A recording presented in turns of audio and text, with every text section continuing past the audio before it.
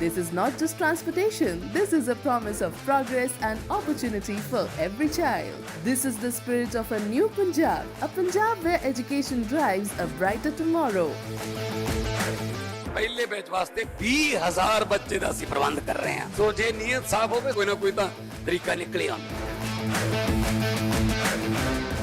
This is New Punjab, this is Rangla Punjab.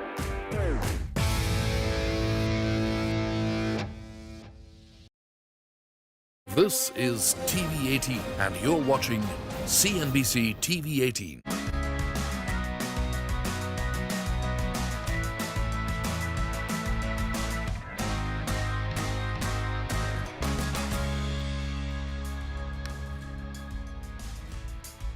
Hello and welcome to Startup Street. I'm Shruti Mishra and with me as always are Arundhati Ramanan and Ritu Singh. These are top headlines from the startup space. Food delivery giant Zomato withdrawn its decision to impose an extra fee for vegetarian food deliveries. This comes after a user on LinkedIn criticized the policy, calling it Zomato's latest masterstroke. CEO Deepinder Goyal apologized on LinkedIn saying, and I quote, "This is absolutely stupid on our part. I'm super sorry for this. The charge will be removed today itself," end of quote. Delivery launches Rapid Commerce, a 2-hour delivery service. The service was started in Bengaluru and is already processing 300 deliveries a day. The firm tells CNBC TV18 that it will expand this service to other metro cities in the coming months. Quick food delivery platform Swish is in talks to bag $7 to $8 million from UK-based Hara Global, says Money Control. Current investor Axel is likely to participate. Report says that the round will be smaller than the $15 to $20 million that Swish was initially aiming to raise. SaaS firm Naturedyne has raised $90 million in a Series D round led by Point72 private investments. The round saw participation from Qualcomm Ventures and Pavilion Capital. The startup will use the funds to accelerate growth through investment in R&D, go-to-market strategy, and aggressive global expansion. New US H-1B visa norms kick in from today. Recent changes mean employers will have to pay 70% more for beneficiaries on H-1B petitions and will see a significant escalation in their wage bill and legal costs. Indian IT giants, however, say that the dependence on H-1B visas has reduced significantly since they are focusing more on local hiring and leveraging technological advancements.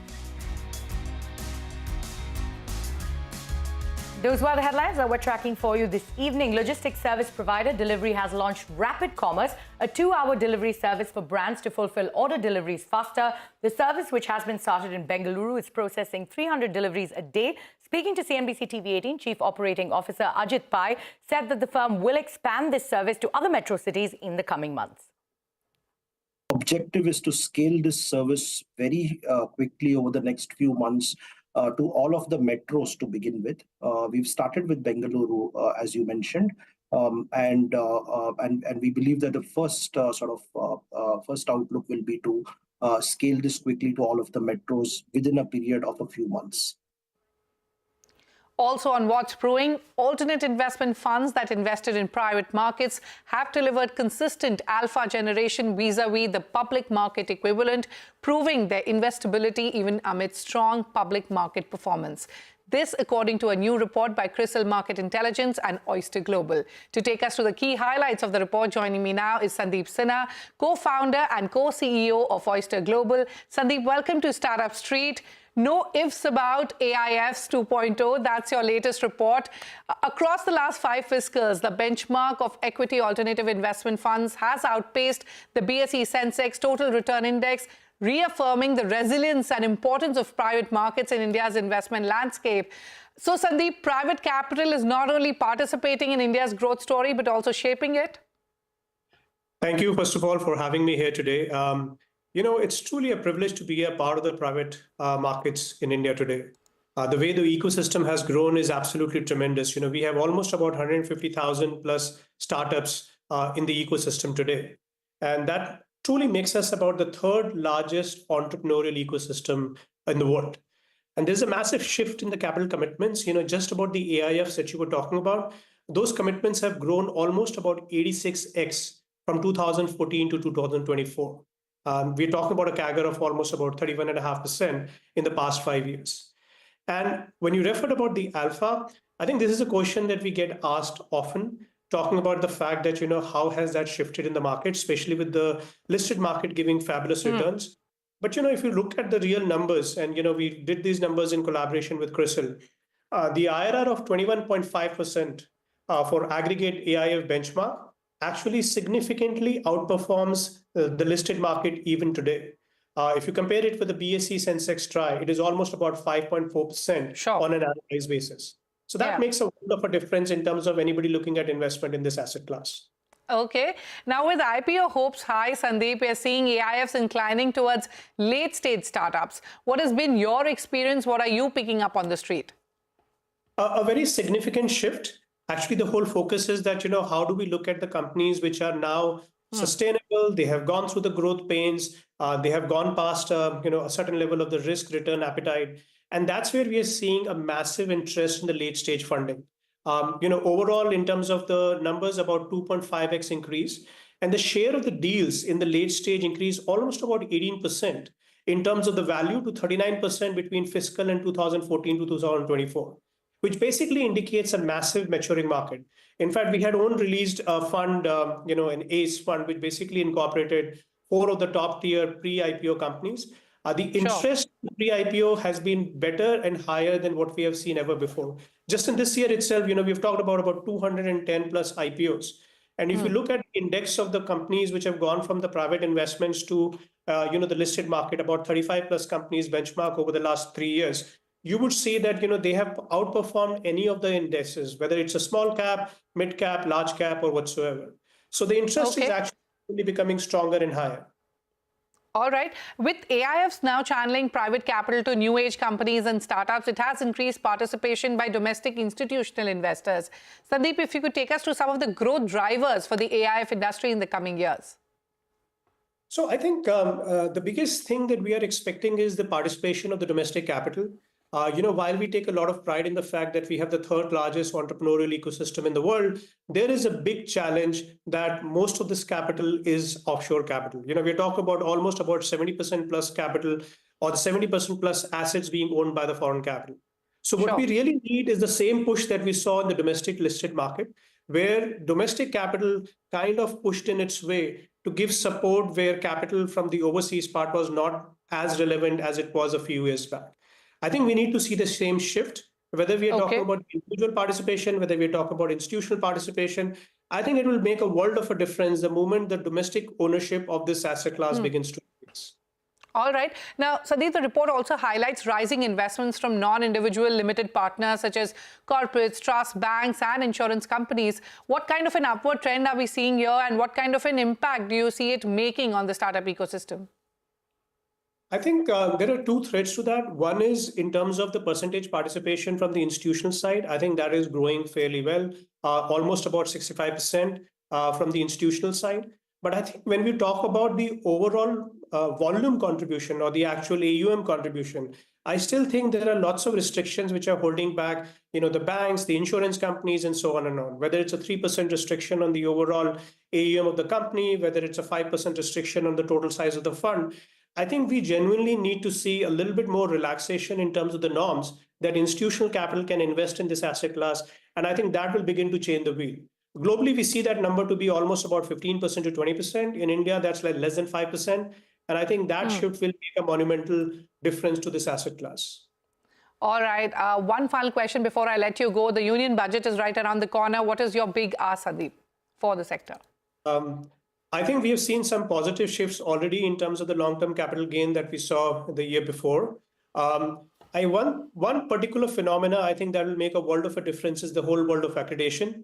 I think if we can, normalize how we kind of go forward with the accreditation, we reduce the barriers, we make the process all digital, we allow more and more individuals to participate in the process.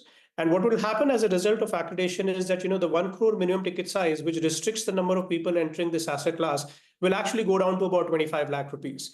And that investment can also come over the next 3 to 4 years. So this asset class, which we talk about, a high return asset class, will typically be a far more accessible instrument in the hands of the broader audience. And I think that's what we need, democratization in this asset class. Well, on that note, it's time for me to wrap up our conversation. But Sandeep, many thanks for joining us today on Startup Street. Thanks so much for having me here. Moving on, electric motorcycle manufacturer Oben Electric has raised 50 crore rupees in a Series A funding round from Ambis Holding US, Kuberan Ventures, Karimji Group, Mission Vertical and other existing investors. Now, this funding brings the total equity capital raised by the company to 150 crore rupees till date. The fresh funds will be deployed towards expanding its existing distribution network and its current product offerings. Joining us now to discuss this further is Madhumita Agarwal, the founder and CEO of Oben Electric. Madhumita, thank you so much for taking time out and being here with us on Startup Street. You know, you've raised these funds in a bid to drive pan-India expansion, right? So what is your current presence? Can you take us through how many stores you plan to open with this fundraise? What's the target here? Yeah, thank you so much for having me here. Yes, for this fund, we plan to, right now we are currently having 20 stores, some of the major markets like Delhi, Pune, Jaipur, your Bangalore, and then also in Kerala. Moving forward, we are planning to kind of have by end of this year, 100 stores, which would be a kind of a pan-India plus kind of a presence. And looking at different service centers, not just stores, but also expanding on the service network. Right, so big expansion plans there for the year to come. But you also said that the funds will be used to expand your current product offerings as well, right? If you could sort of elaborate on what's on the anvil for Oben going forward. Yeah. So actually, we are in basically the commuter segment, right? Motorcycle. If you look at the motorcycle market, 70 or two-wheeler market, 70% is kind of a motorcycle segment, right? Out of which Delhi commuter itself is like a 56 plus percent kind of a segment. We already have two products. One is the Roar, which is like in the 150cc equivalent, which is the premium commuter segment. And then we have Roar Easy, which recently we launched. And I think these are the two offerings right now in this year, which we will be focusing. And then also expanding in that segment itself. Right, so looking to expand in that segment itself, like you just mentioned, your flagship products include the Roar and the newly launched Oben Roar Easy. Can you sort of take us through how many units you've sold till date? What's your manufacturing capabilities? And how do you plan to expand that to reach, to be able to meet demand? Yeah.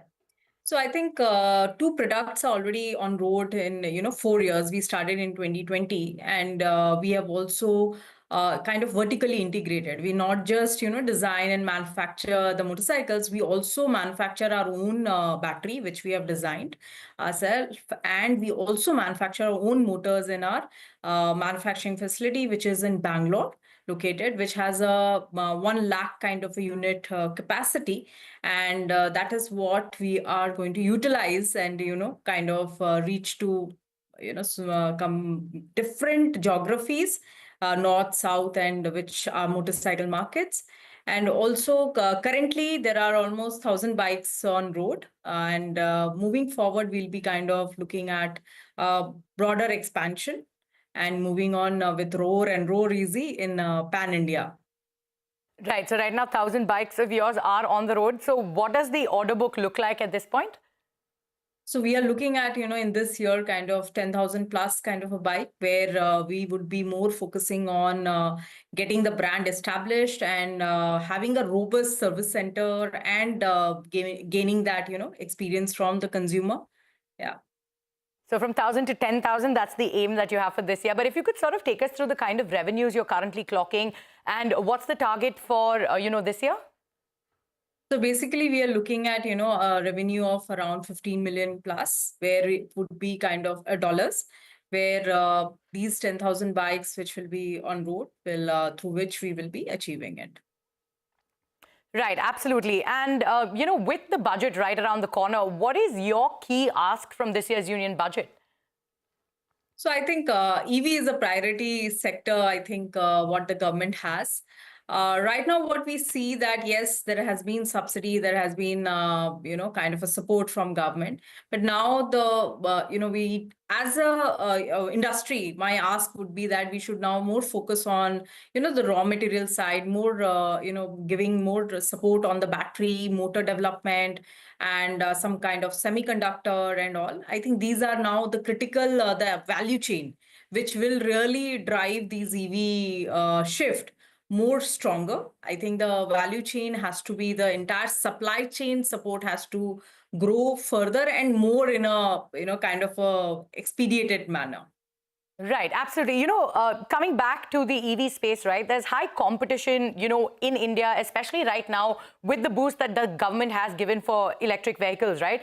So how are you planning on taking competition right now? Yeah.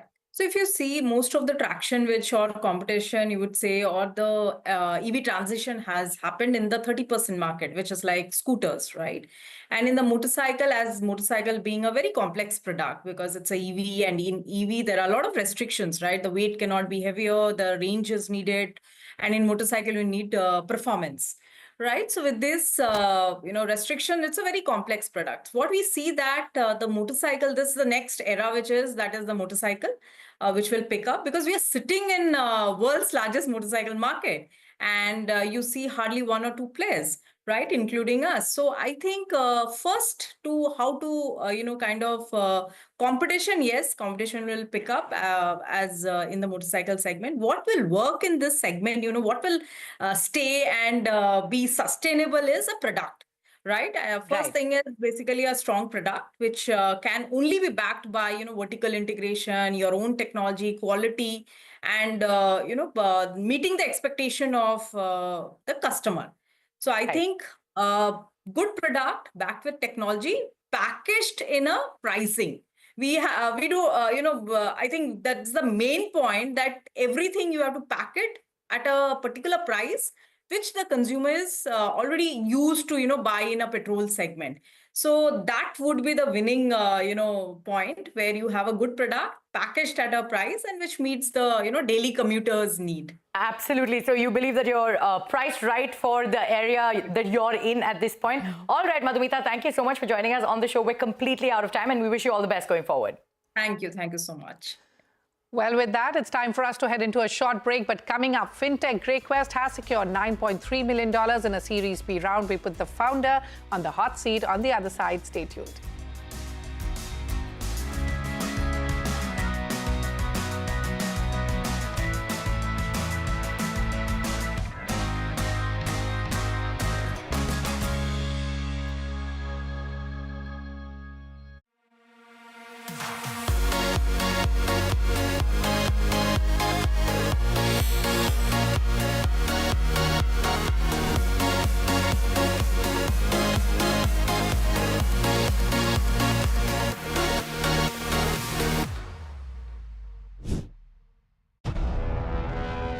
The countdown has begun. Get set for Utkarsh Odisha Make in Odisha Conclave 2025. Dive into unmatched networking opportunities and open up a world of possibilities. Immerse yourself in the Utkarsh Odisha exhibition and witness Odisha's bold vision for 2036 come to life. Celebrate Odisha's rich heritage, culture and unstoppable progress. Lock your dates, 28th to 30th January 2025 at Bhubaneswar. Be there for the Utkarsh Odisha Make in Odisha Conclave 2025, where the future will be taking shape. CNBC-TV18 and News Summit present the BFSI 2025 Vision Summit. The BFSI Vision Summit is a platform to reflect on the unprecedented opportunities for growth in the sector. The BFSI sector has always been a cornerstone of economic progress in India. The financial services constitute 35% of the Nifty 50 and 29% of the Nifty 500 indices. NSE, along with its peers in the BFSI industry, acts as a formidable channel for capital formation, for savings, for wealth creation, for protection, for job creation, and overall economic and social development.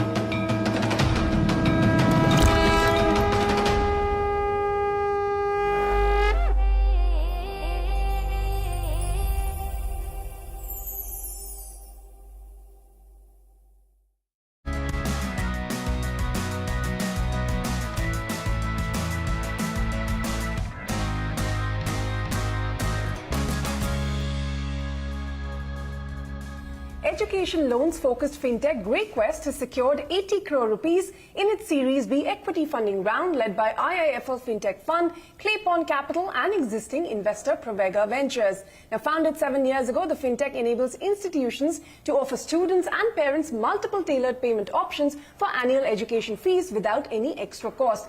It is going to utilize the funds that it has raised to enhance its tech platform and scale its distribution. For more on this, joining me now is Rishabh Mehta, the founder and CEO of GrayQuest. Rishabh, thanks very much for your time here on CNBC-TV18. Briefly tell us about GrayQuest and what your USP is and the size of the market opportunity in the education fintech space that you're chasing. Thanks, Ritu. Thanks for having me on the show. What GrayQuest does is provide digital fee payment solutions to institutions and to education institutions, which is schools, colleges, and universities. Our platform effectively makes it easy and convenient for for institutions to collect their fees and reduce their efforts, administrative and non-administrative efforts to collect their fees from their parents. And it also enables easy payment options for parents, including a monthly payment option where parents can convert their annual fee into easy monthly payments without any extra costs. So it's sort of a win-win for both the education institution and the parents in this ecosystem. Okay, let's get to that funding then. How exactly are you going to deploy this 80 crores that you've raised in your Series B round?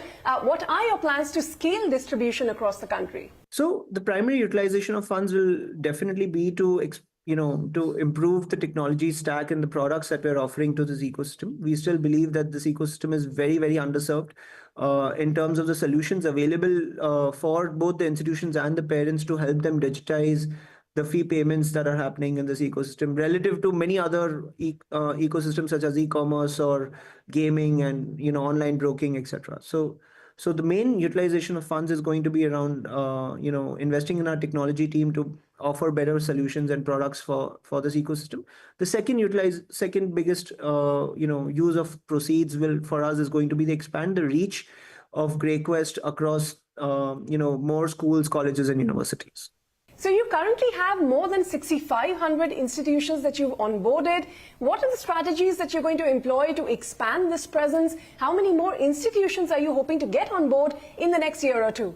Today, we're only about at 6,500 education institutions serving about 5 million parents and roughly 50,000 crores of captive fee collection at these 6,500 institutions.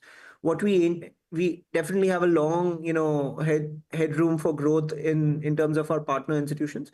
Within the next 2 years, we aim to double the current reach to maybe about roughly about 15,000 education institutions across the country. Well, Rishabh, briefly give us a sense of your revenue model and how fast the business is growing. And since you're only about 7 years old and you've still been posting losses, how is the current financial year shaping up and by when do you hope to break even?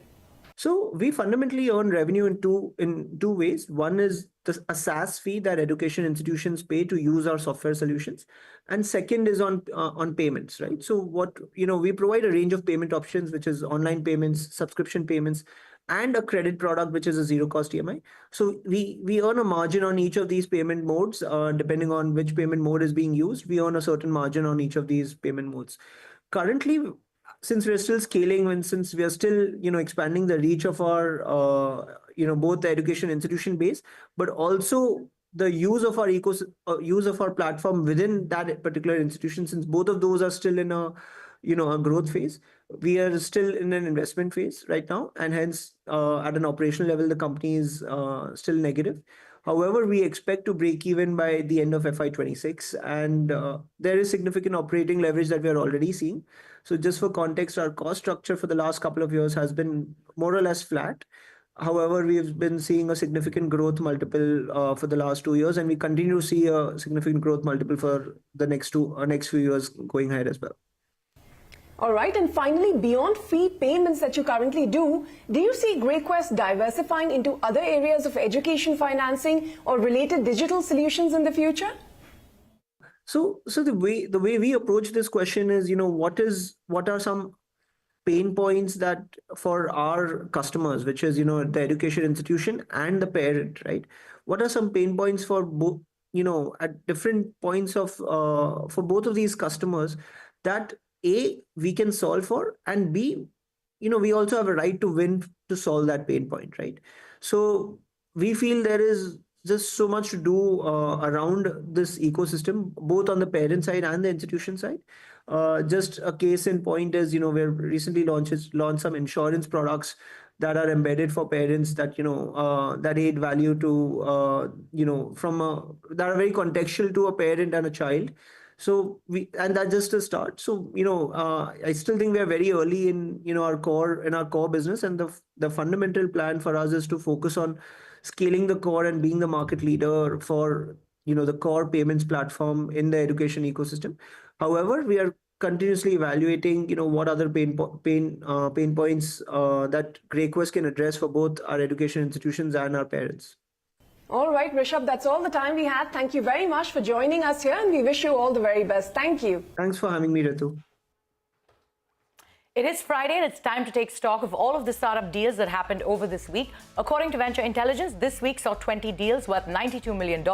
First up, skincare brand Foxtail added $30 million to their cart from Z47, K Capital and others. Electric two-wheeler maker Bigos bagged $18.6 million from Pantamouth Capital, while flight taxi operator Aviation got $10 million from Axel India and others. Well, that's not all. 3D visualization enabler for car makers Eccentric raised $5 million from Xfinity Venture Partners and Arkham Ventures. Last but not the least, waste management startup VVoice bagged $4.2 million from Negan Capital and others. Till date, 33 deals have happened in the startup space worth over $4.2 billion.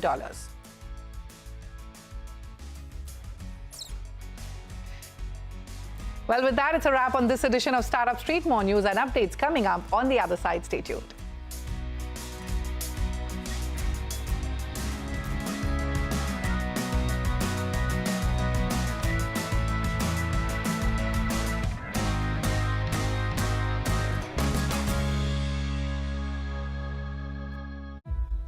What makes me want to drive?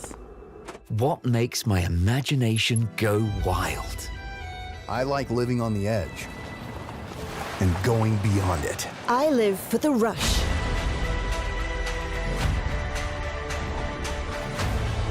I want to feel alive every day. Imagination is a powerful thing. Introducing the electric SUV e-Vitara. Spark your imagination.